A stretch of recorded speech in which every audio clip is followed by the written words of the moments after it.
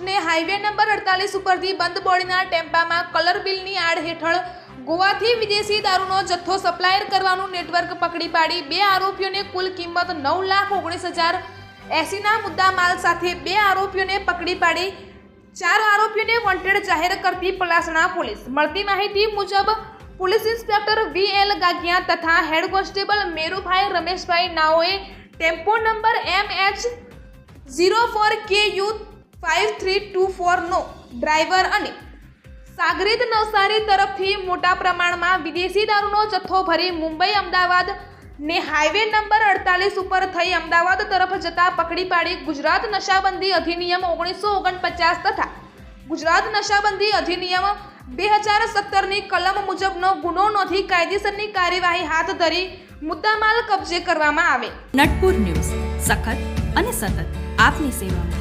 અમારા Facebook page, Instagram, YouTube ચેનલને subscribe કરો અને ફોલો કરો।